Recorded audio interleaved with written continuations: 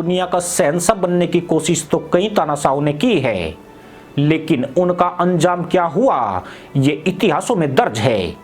और आज की दुनिया में एक ऐसे ही तानाशाह शी जिनपिंग है जो दुनिया को बांधने का प्लान बनाकर लाए थे, लेकिन अब न सिर्फ उनका प्लान धराशायी हो गया है, बल्कि उनके प्लान में जितने भी देश शामिल थे उन सभी की बैंड बज गई है।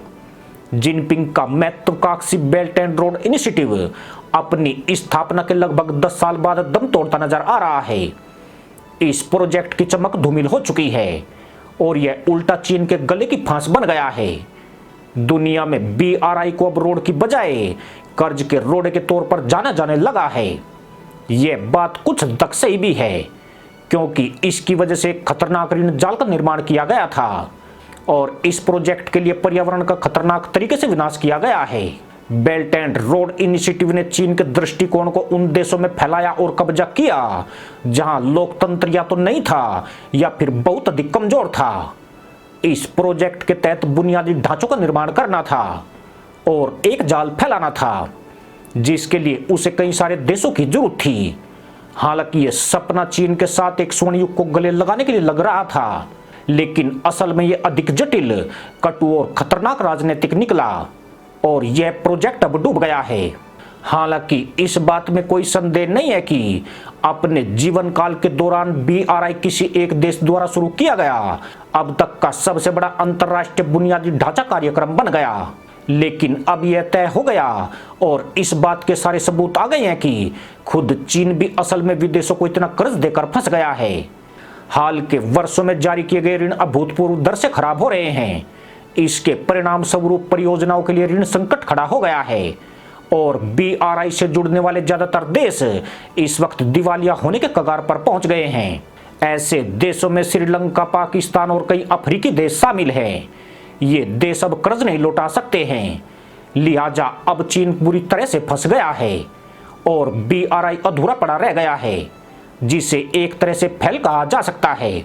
चीन का व्यापक ऋण दबाव इस प्रोजेक्ट में शामिल देशों को सबसे बड़ी आर्थिक चुनौती में बदल रहा है और अब यह देखा जाना बाकी है कि क्या बीजिंग वित्तीय संसाधनों और राजनयिक पूंजी पर बने संबंधों से अलग हटकर विकासशील देशों के साथ जुड़ सकता है या फिर वह इसमें बुरी तरह असफल हो जाएगा। जब भी चीन के BRI का जिक्र चलता है तो सबसे पहले पाकिस्तान की हीरा मंडी दैन्य स्थिति में नजर आती है। पाकिस्तान में चीन BRI प्रोजेक्ट के लिए 60 अरब डॉलर खर्च कर रहा है, लेकिन यह प्रोजेक्ट पूरी तरह से ठप पड़ गया है। पिछले 2 सालों से इस पर काम बंद हो चुका है और पाकिस्तान चीन के कर्ज जाल में इस तरह लिपट गया है कि वह चीन का लोन कभी नहीं चुका पाएगा। पाकिस्तान के बाद चीन ने इंडोनेशिया में 40 अरब डॉलर का निवेश किया है, सिंगापुर में 41 अरब डॉलर, रूस में 39 अरब डॉलर, सऊदी अरब में 33 अरब डॉलर और मलेशिया में 30 अरब डॉलर का निवेश किया है। ड्रैगन ने कंबोडिया में भी बड़े पैमाने पर निवेश किया है, जिसके कारण आसियान देश दक्षिण चीन सागर में चीन द्वारा किए गए एक तरफा बदलाव और ताइवान के खिलाफ युद्ध धमकी के प्रतिमुख दर्शक बने हुए हैं। पर चीन के खिलाफ रोना केवल भारतीय उपमहाद्वीप तक ही सीमित नहीं है, बल्कि इसकी गूंज केन्या में भी सुनी जा रही है, जिसे चीन ने 4 अरब 70 करोड़ डॉलर का कर्ज दिया है। केन्या के लिए यह एक ऐसा कर्ज है जिसे वह कभी नहीं चुका सकता है। इसके अलावा बांग्लादेश, म्यांमार, नेपाल, जिबूती और लाओस जैसे देश भी उसके कर्ज के लपेट में फंसे पड़े हैं। चीन कभी भी वास्तविक आंकड़े सार्वजनिक नहीं करता है। वह जिन आंकड़ों को दुनिया के सामने रखता है वह चीनी चाशनी में लिपटे हुए होते हैं। चीन ने यह कभी नहीं बताया कि उसने बेल्ट एंड रोड इनिशिएटिव के तहत इस परियोजना से जुड़े देशों को अब तक कितना लोन बांटा है, लेकिन माना जाता है कि इस डूब चुकी परियोजना में ड्रैगन के 600 अरब डॉलर फंस गए हैं। इनमें से ज्यादातर पैसा चीनी बैंकों ने दिया है, जिसका असर अब इन बैंकों के ऊपर भी दिखाई दे रहा है।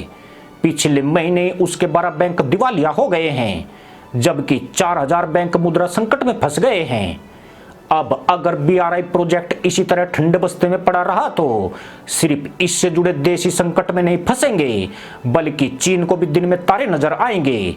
यानी ये देश खुद तो डूबेंगे पर चीन बच जाएगा इसकी भी उम्मीद नहीं है। चीन का कर्ज जाल उसके लिए भी किसी भी पत्ती से कम नहीं है। इसी के साथ अनुमति दोस्तों, जय जवान जय किसान जय हिंद वंदे मातरम।